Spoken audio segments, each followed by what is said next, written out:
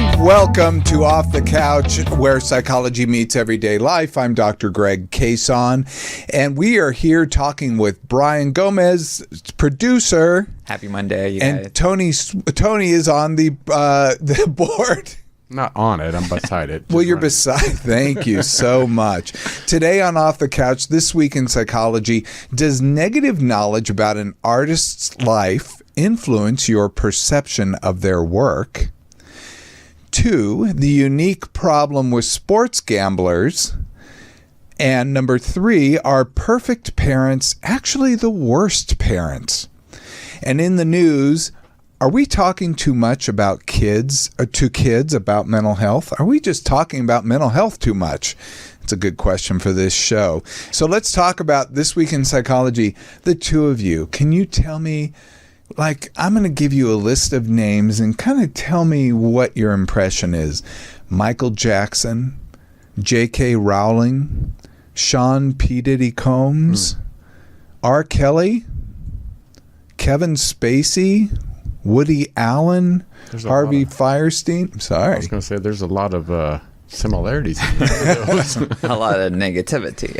Elon Musk.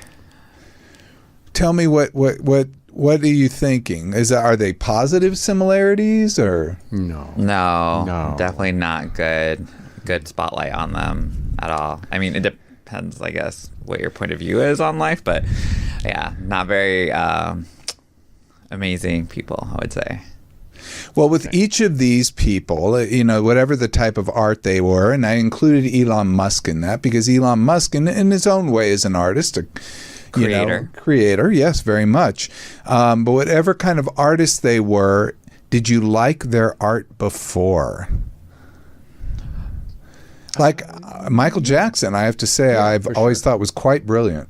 Yeah. No, for sure. I still think he's quite brilliant. I still do. Well, yeah, you can't knock, but yes. I think, the quality of their art in that sense. You could knock them as a person, but right. It would suck to tarnish the actual art if it was really good art that you enjoyed in some form. I agree. And Woody Allen, I just think is just a brilliant filmmaker. I mean, Same. Elon Musk. I drive a Tesla. I have to say, I don't. Even though, I feel,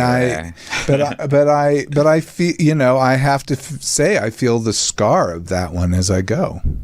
Yeah, for him, it just seems like he's been hurt and he's taking it out on the world now. I don't know. It's not. I feel like a woman hurt him. It wasn't like an intentional thing like these other people.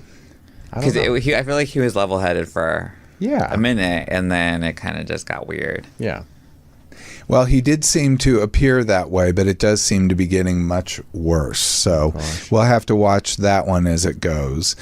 Personally, I've always advocated separating art from the artists. And this is something that when clients come in, like when J.K. Rowling said some negative things about trans people, I had a great deal of clients come in and they would say, I'm very upset,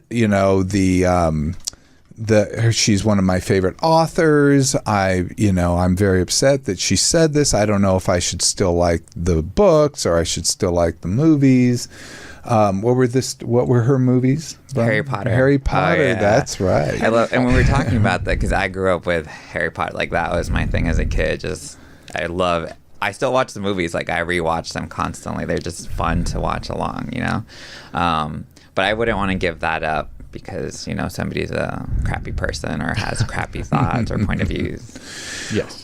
Well, there was a study done by a neurocognitive study done by the Institute of Psychology at Humboldt Universität zu Berlin, that's in Germany. This was a study that was published in Scientific Reports, and they really addressed the issue, can we really separate the art from the artist? History is filled with these examples. These aren't just modern examples. I gave modern examples, but we could go throughout the ages. In fact, I was talking to Brian just earlier that, the author of Peter Pan is quite a controversial figure, and we could go on down the line. That there are all kinds of controversies that happen with artists who create art. So what do we do? Can we really separate it? Well, the study really they took participants who participated in this study and they evaluated a series of paintings in terms of dimensions of liking the painting, their arousal, what kind of physiological arousal they had when they were looking at the painting, and their judgment of the quality of the painting. And before they received negative, they were given negative information, and they ranked the paintings before they received the negative information or after they received the negative information. And for some of the artists, they just received neutral information, either before, they got it before and after. So neutral information like he grew up in Vienna, he had a dog, he went to school through 8th grade, and then it's kind of neutral, just interesting, but doesn't really tell us anything negative. Some of the painters in this study were famous and some were unknown. So there were different factors they were trying to study. And after the participants had memorized the negative information, their brain activity was recorded by an electroencephalogram. And if those who people don't know, that's an EEG. It's basically like electrodes. It's when they attach those wires to your head just to measure brain activity. And the results of the EEG, that it actually picked up, the EEG was able to record fast involuntary brain reactions as well as slower, more controlled reactions. And the paintings by the artists who were associated with more negative emotional knowledge led to a change in brain activity. So the EEG really picked up this brain change that happened right away. Very good. Right away. Which indicates differences in the processing of basic visual information. And basically this says that when we look at paintings, if we know something negative about the artist, we can't voluntarily separate ourselves at first. So we have an early onset of emotional arousal. That means the arousal might come first, or it comes first, and then we can form our evaluation of the painting.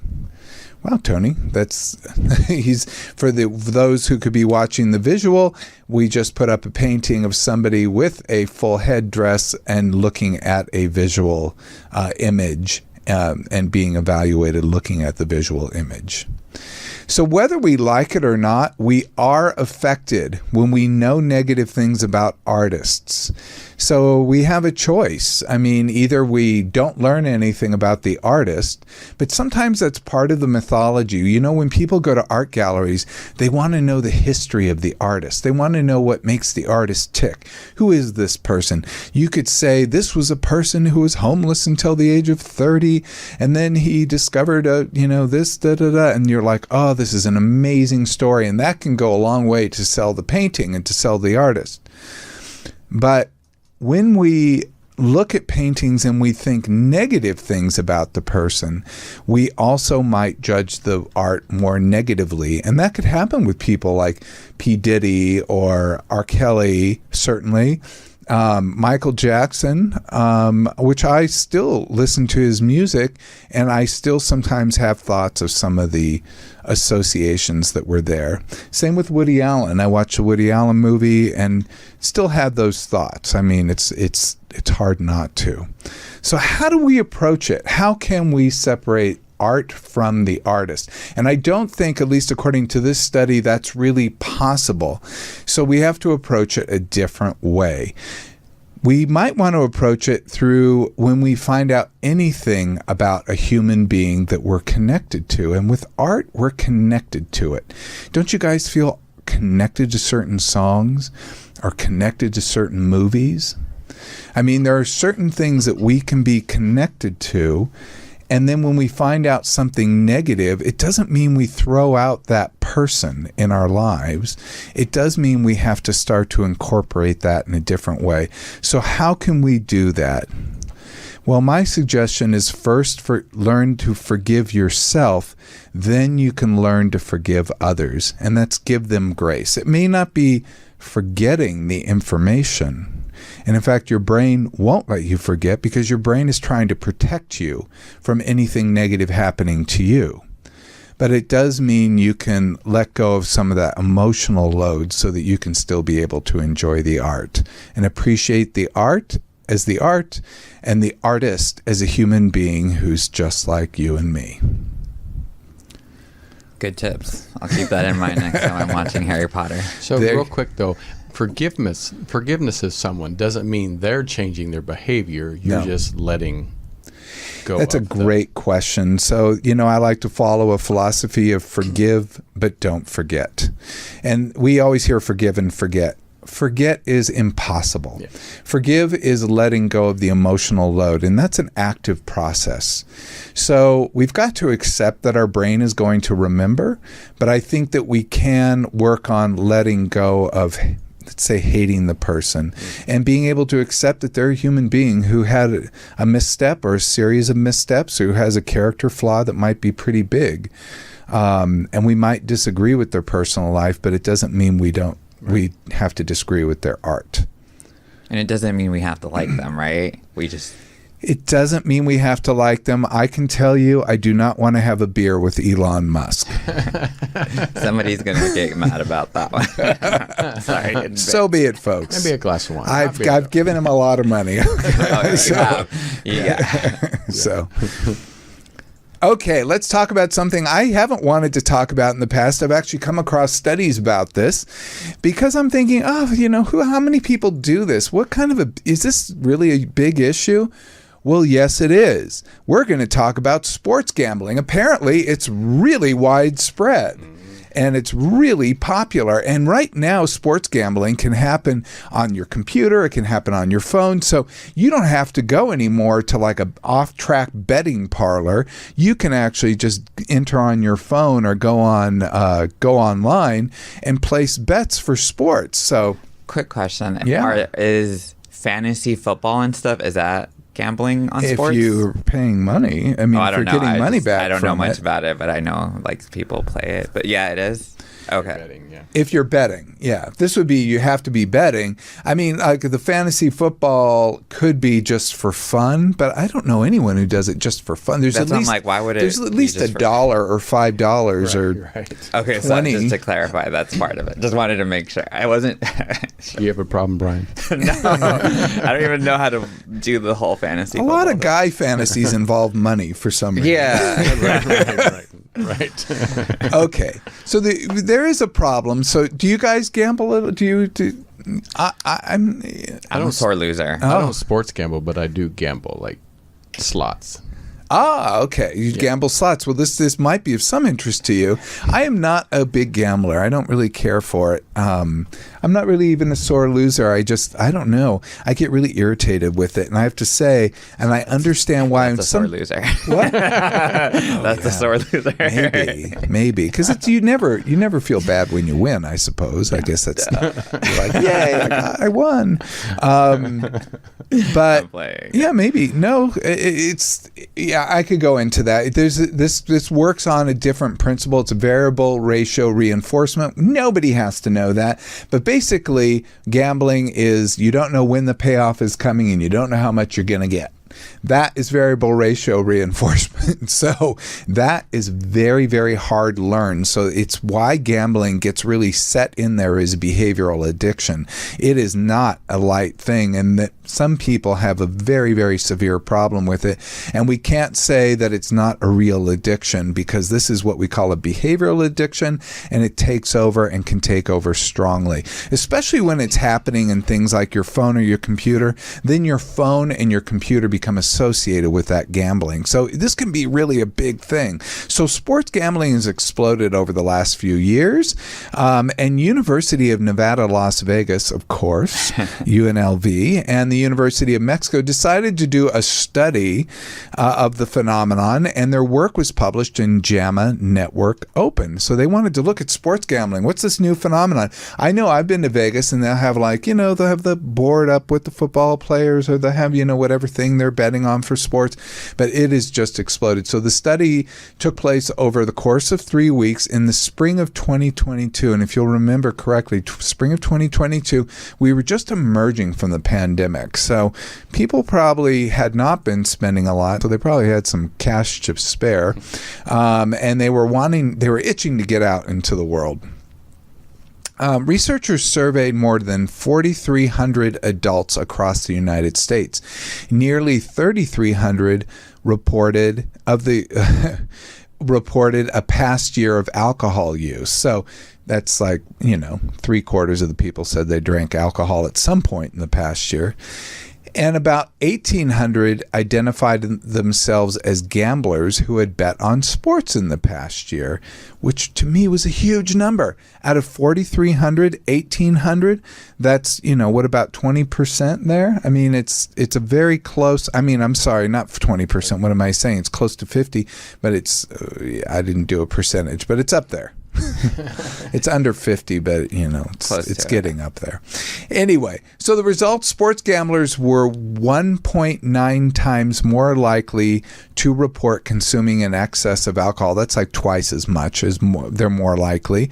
And that's defined by 5 or more drinks in men or 4 or more drinks in women at a single time. So if you have 5 or more drinks or 4 or more drinks, if you're a sports gambler, you're almost twice as likely to binge drink as people who are not sports gamblers. So said another way, sports gamblers are twice as likely to binge drink. Oh, I wrote this out for myself. Compared to non-gamblers and gamblers who do not bet on sports. So it didn't matter if you're a gambler who doesn't bet on sports or a non-gambler. You're not going to binge drink as much as the sports gamblers will. And this kind of this confirms some previous research into the association between binge drinking and sports gambling. And it looks like people who are sports gamblers have an increased risk-taking overall. Like, they're willing to go right out there and do it. So what does this tell us? I mean, does this tell us an answer? It kind of just points out a problem. And sometimes when we can point out problems, we can sound very smart, but we don't necessarily have an answer. And it does point out, though, that sports gambling, it may not be as innocent as it looks, and making gambling very accessible is only going to deepen the problem.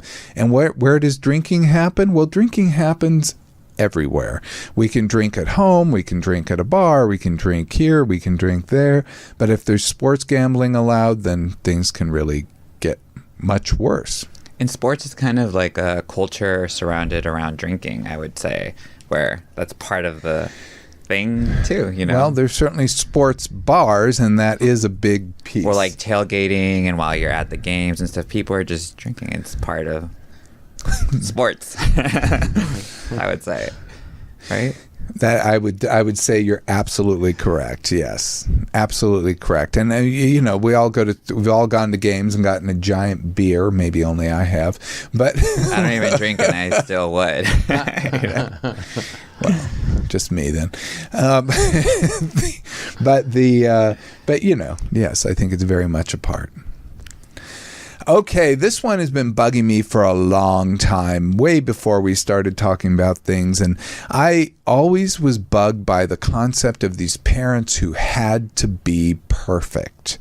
And it's always been a beef of mine because I think being a perfect parent is actually a bad parent. And I had a learning theory reasoning for this. But finally, we found a study. So I had to ask, when did parents first feel the need to be perfect? Now, we've probably always had parents who really pushed to be better parents, but I think a lot of this falls on my generation, and this is Generation X. Tell me if this sounds familiar. Helicopter parents, parents doing their kids' homework, filling out the college admissions forms for their kids, or even acting as chauffeur because the school bus and riding bikes are no longer safe options, or carting them around to all these various activities after school. I didn't have that as a kid, and I don't think most people in my generation did. In fact, we were the generation of the latchkey kid, which I certainly was one. But it's almost as if we bounced the other way. We went into this sort of dark place of, well, I'm going to be the most involved and direct parent in the world, so much so I'm going to smother my child. But they do it in the name of perfect parenting. And so the pressure's on. It's as if parents, moms specifically, had to be a combination of Betty Crocker. Do you know who that is, Brian? Yes. Okay, Betty Crocker. Carol Brady. Do you know who that is? Because of you. Oh, okay. Carol Brady was the perfect mother. You know, and maybe a close second was Mrs. Partridge on the Partridge Family. I think she was Shirley Partridge. She was so wonderful. Yeah, there were some good moms out there. Donna Reed, I think, is a classic mom from the 50s. A lot of people will refer to her. And I don't know who now. It would be the Cosby's mother. I can't remember her name. She was so wonderful and so warm and great. Yeah, she was great. So those are all great moms, and even like the Tiger Mom, and although the Tiger Mom was a little rougher. And the Instagram influencer we see all the time, the Instagram influencer who can simultaneously churn her own butter while milking a cow and repairing a clogged toilet, all at the same time. We've all seen that one. And with a soft focus lens over every picture. I don't know who these people are, but they seem to exist. Dads were expected to work all day, but also be available to play and take over chores and childcare the minute they stepped across the threshold. And they were both to have no other personal life outside of their children. It's just 100% involvement in their children and their family. Maybe go to church on Sunday. So this strive for perfection, parents striving for perfection, only has gotten worse since the advent of social media, showing everybody else doing it better, faster, easier, and with no mess and a great hairstyle. So the Ohio State University wanted to look at the effects of this and developed the Working Parent Burnout Scale, which I will go over. This is a 10-point scale that helps parents measure their stress and fatigue in real time. And about 57% of the parents who took part in this survey, of more than 700 parents were polled, 57% said they were burned out. I mean, that is perhaps not a super surprise because I think parents really have it rough. But when you push to that kind of perfection, that I'm going to have it all or be every kind of parent, I don't know how a parent can function without getting burned out. This is all outlined in The Power of Positive Parenting, Evidence to Help Parents and Their Children Thrive. That includes the survey results. And this was done, the 700 parents were polled in June and July of 2023, so it's a fairly recent study. No, you're quiet, Brian. Did you? No, I was listening. Burnout. Let's talk about it. It happens when parents set unrealistic expectations for themselves, and there's a culture of achievement that we all now see on social media. I have a trouble with social media because I noticed my own self feeling just like I didn't achieve. I see all these people, and people I would know, and saying how amazing they are and how successful they are. And I'm like, this isn't true of this person. But I would see them portray these images, and then I would check my own reactions about basically that I'm not doing enough. I'm not working hard enough. I'm not accomplishing enough. And I had to think, oh, I see where this is coming. This is coming from comparison. It's a comparison neurosis. But you look at these people on Instagram and TikTok and Facebook and you think, how do they do that? How do they always seem to have it all together? Now, I'm sure people looked at that and looked at Carol Brady and looked at Shirley Partridge, and they thought, how did they have it all together? And, they were just perfect all the time. But I think we all understood that was only half an hour a week, and the other 6 days and 23 hours and 30 minutes. They were getting hair and makeup done and memorizing lines. So we all kind of understood that this was artifice. But when we look on social media, we think these are real.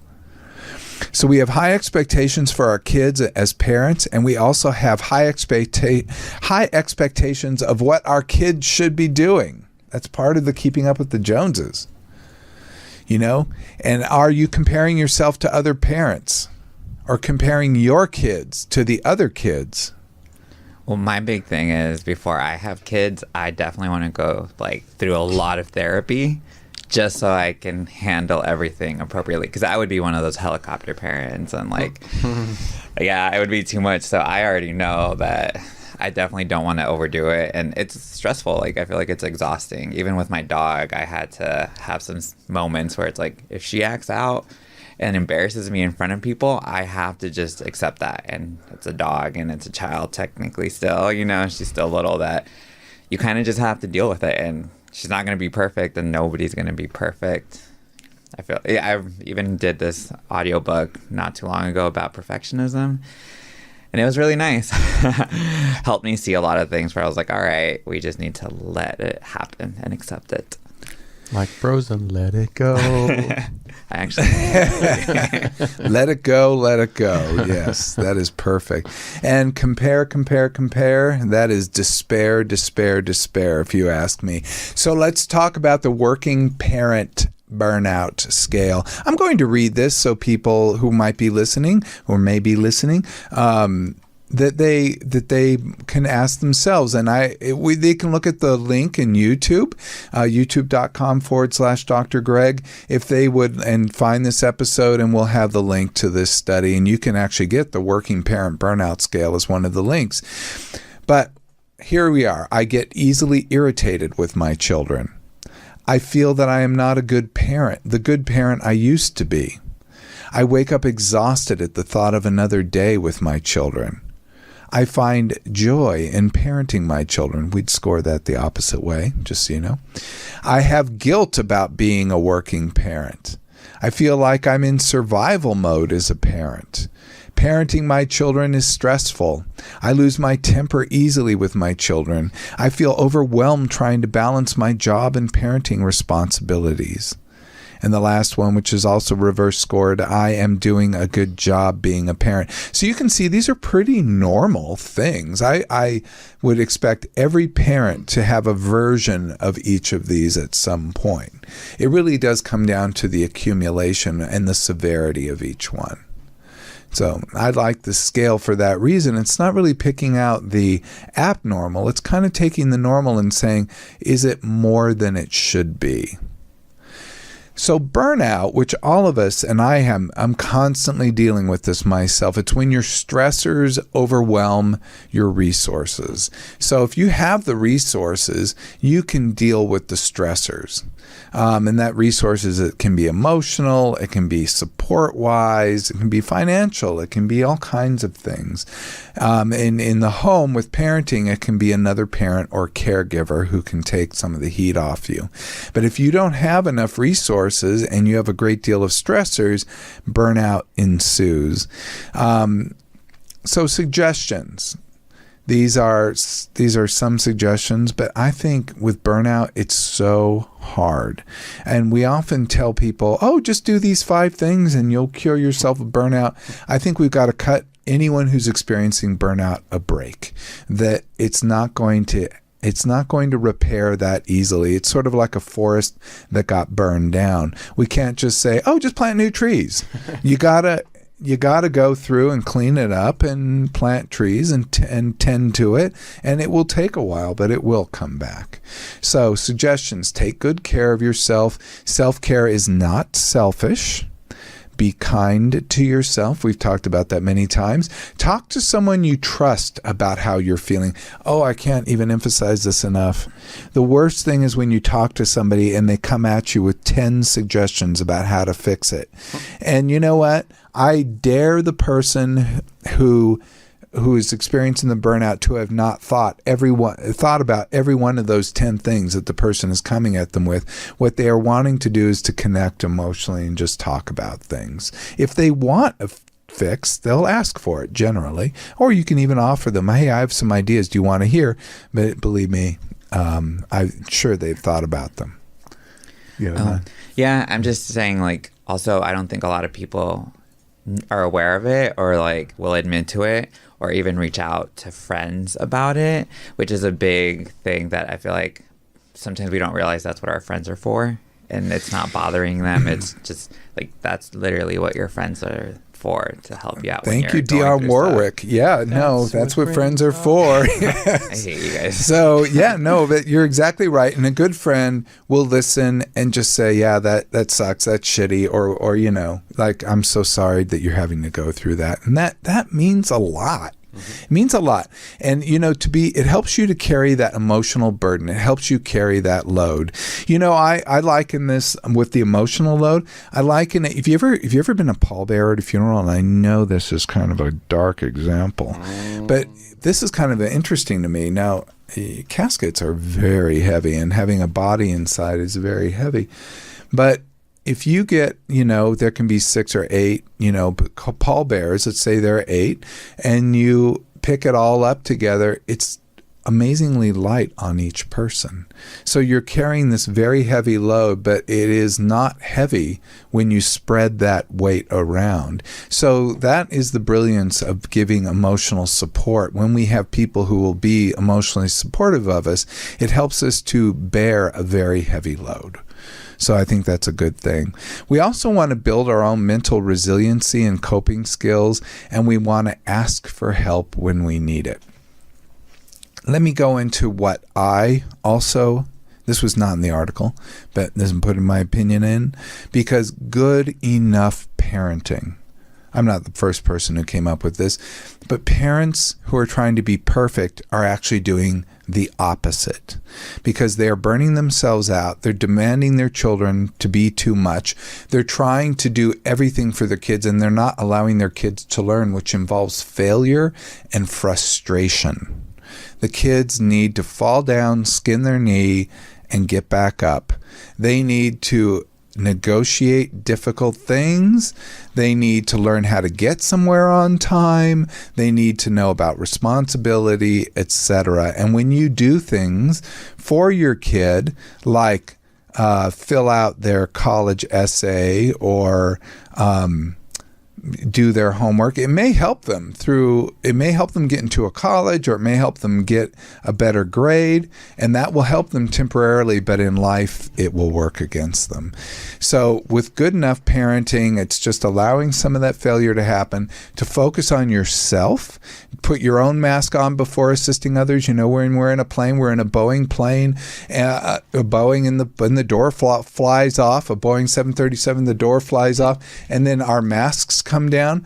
We need to put our own mask on first before assisting others, because we need to help ourselves to live a little bit better. So do your best, not the best others pretend to be on social media. Do your own best and assist yourself, and that'll make you a better parent for your kids. And we also got to have good enough kids. Would you rather have a happy kid or a perfect kid? My parents would say perfect. Happy so much. But I think in deep down they want happy. Well, anyway, to be a better parent, work on connection and active listening with your kids. So really listening and being connected, just a short. We all remember those moments with parents that were very short. Like they might have sat down with us and talked to us, or, they might have spent some time. I can tell you specific conversations I had with my mom when I was 10 years old, and my dad. So, because they stuck out. They were moments. So having those moments with your children really means a lot. We can talk about replacing negative thoughts with more realistic thoughts. Like, negative thoughts like, I can't do anything, I'm a terrible parent, with, I'm struggling a lot right now. And, there only so much I can do, and I'm going to focus on these priorities. Set reasonable expectations for both parenting and being a child, and reflect and act on your priorities, what is truly important. I feel like parenting is already hard enough. as it is, and for people to compare it online, I would just cry every day. I think I just feel so sad because I think parents really have a tough job. And especially now that basically, we have an economy such that, and when did this happen? In the 60s, that women really had to work. And that kind of happened in World War II as well. But I mean, there were just different phases, but basically it became such that living on one income is not as easy, especially if you have kids. So some people might have the luxury of only having one income, being able to do it. But I think a lot of people out there are struggling, and we have to cut some slack for those people. Mm-hmm. Yeah. Yep. Okay, the next one was psychology in the news, and I might be talking usually about a news story, but this was something that appeared in the New York Times, and I think is representing a little bit of a zeitgeist going on. I'm hearing squabbles about this. We were so into mental health during the pandemic. I mean, all of a sudden, I've been in mental health for 30 plus years. So, I mean, I've watched it go through several iterations. And when I first went in, people thought it was like, I would say, I would like to be a psychologist. And people heard, I want to be a three-headed hydra. Like they thought, oh my God, this is a terrible thing.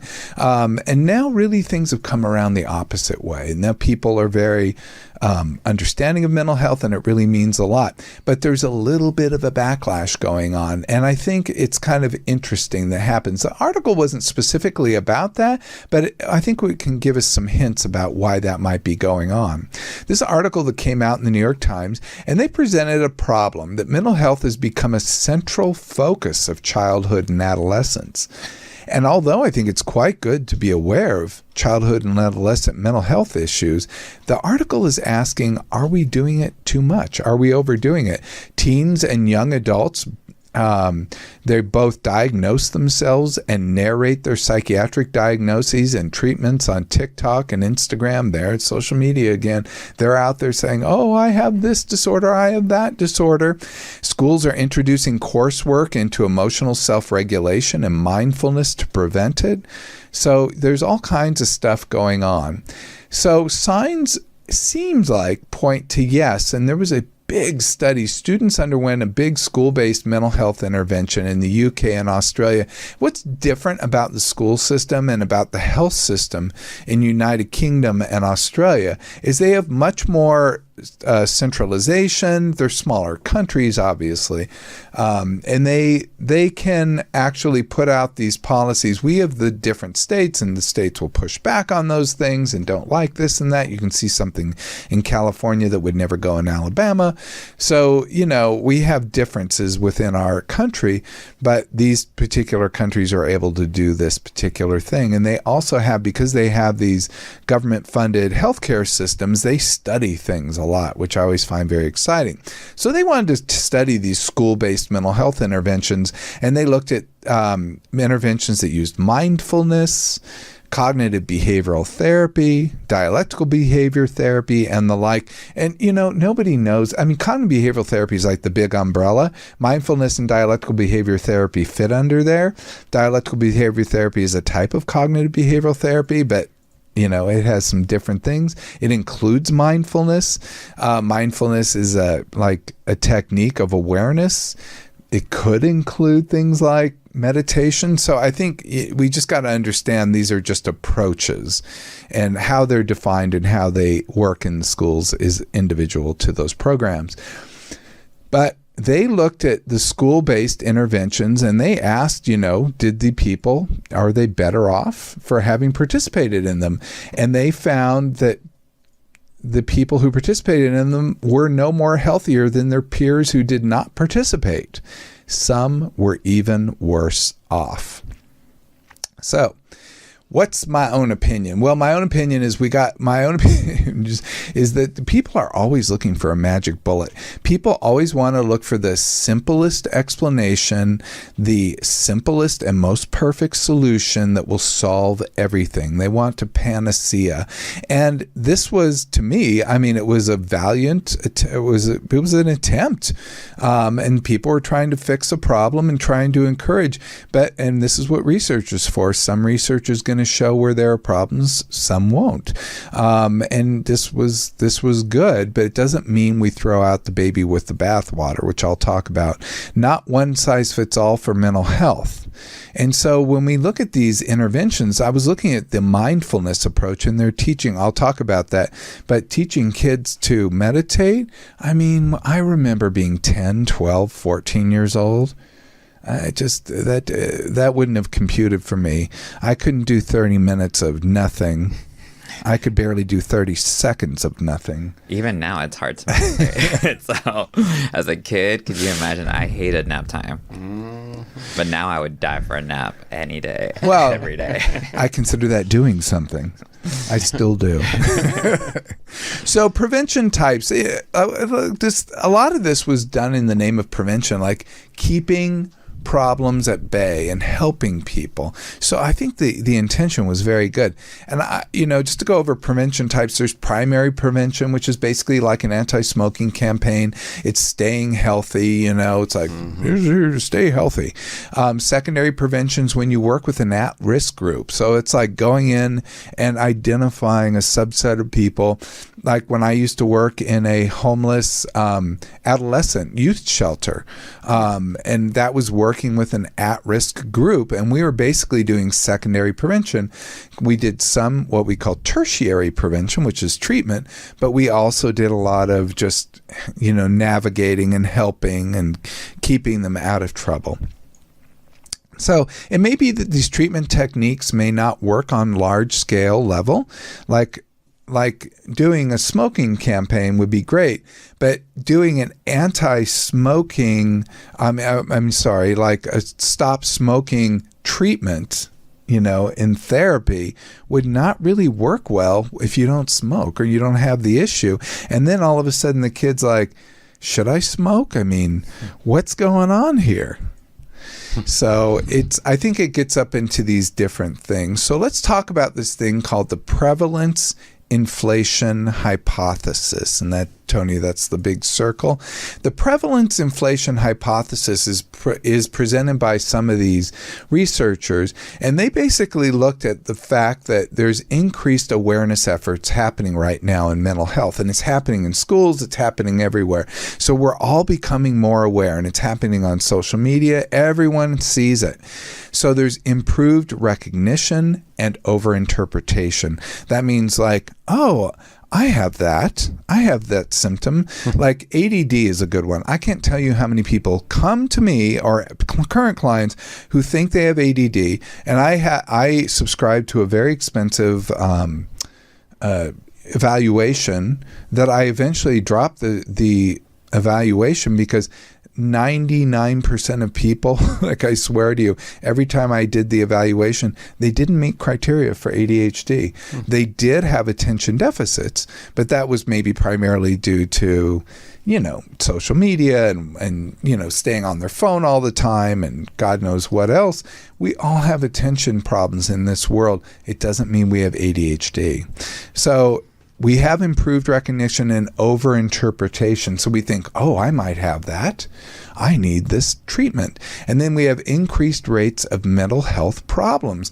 So when people really focus on something and think they have something, it actually gets bigger. And this is a principle we know in general mental health. And we know in general health, like if you have pain, if you focus on the pain and you really think about the pain will get bigger. So we have to help people who are in pain to distract from the pain. The pain is still there because the pain's going to call out to them, but we have them not spend as much time focusing on the pain. And that's a little bit what goes on here, that people are focusing on their pain, their mental health pain, whether it's depression, anxiety, or whatever, and it gets bigger. So the prevention inflation hypothesis, people may report mild or transient symptoms of mental health disorders like the TikTok ADHD syndrome I told you about. They can look at prevention campaigns that may take things too far. Like people are like, oh, I never thought about it. I too have felt sad, like, well, yeah. It doesn't mean you have depression, and if you have depression, that's another thing, because it's not even the biggest problem, because we actually have people, 60%, the biggest problem, we're too over-concerned with all these headlines, and I think this is kind of the point here. We might be overly concerned with all these headlines, but we're letting the people who really need the treatment fall through the cracks. So, according to Mental Health America, 60% of young Americans with severe depression, who includes suicidal ideation, receive no treatment. So we've got a huge group that's receiving zero treatment, and we're trying to do these wide swaths of treatment, which I think is a quite good thing.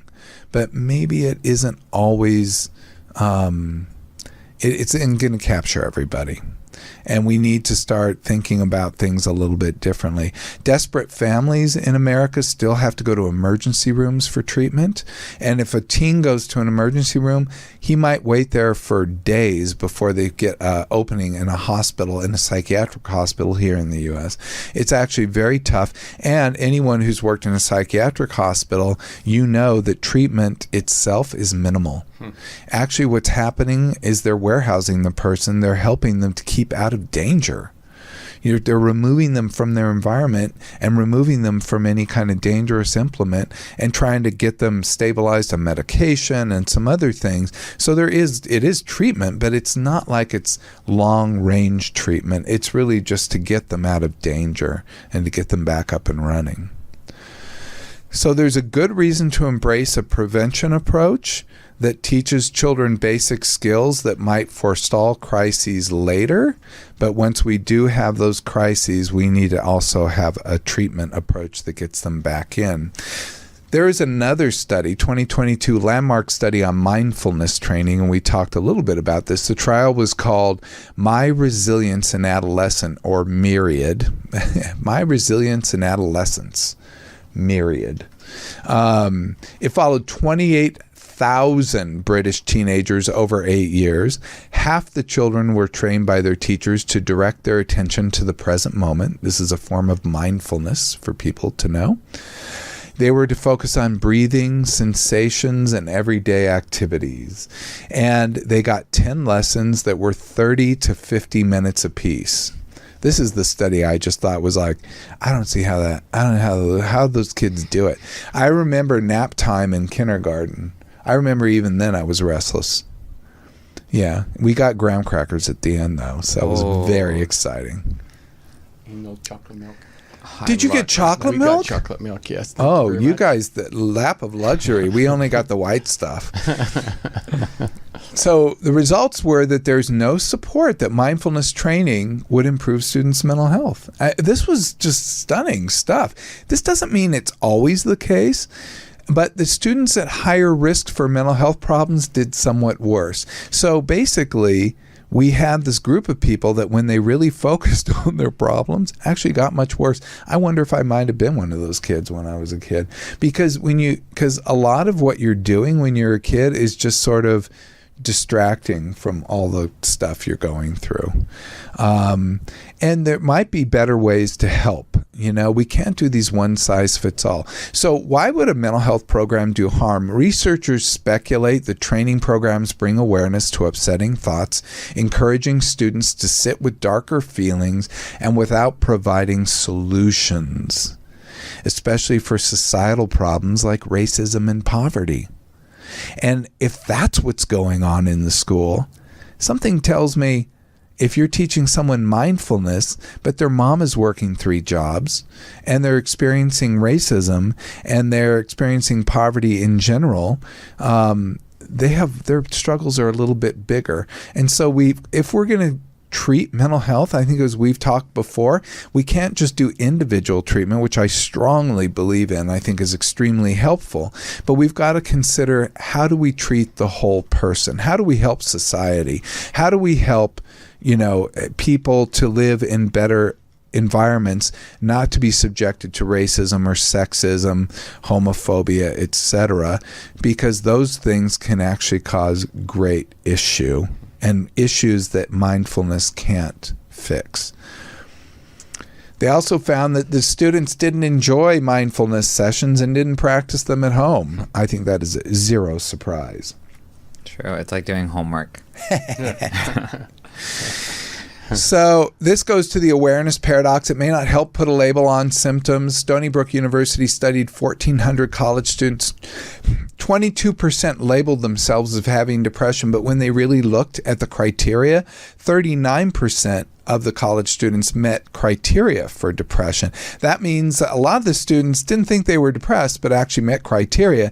And the students who self-labeled themselves as being depressed were more likely to catastrophize and less likely to respond to their distress by putting difficulties into perspective.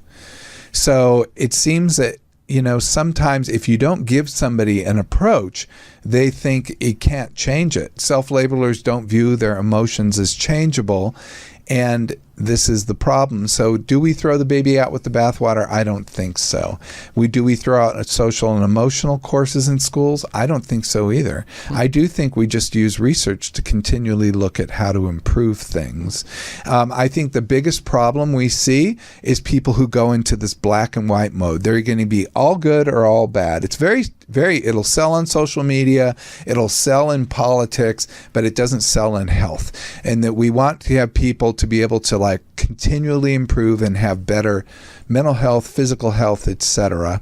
Because there was a 2023 meta-analysis of 252 classroom programs in 53 countries that found students that generally who participated in these things did academically better with social skills and had lower levels of distress and emotional problems. So it's not a bad thing after all. We just have to look at the individual programs and see, is this the one that really works, and how can we make improvements? Okay. Well, thank you. That about wraps up the show for today. Reminder to like, subscribe, to give us 5 stars. Links to studies, go to my page, YouTube page, youtube.com/Dr. Greg. Also, if you have questions on topics you'd like us to cover, hit me up on the socials at Ask Dr. Greg. And this is Dr. Greg, Brian, and Tony bidding you farewell. Bye, guys. Until next time, be present, be flexible, and be kind.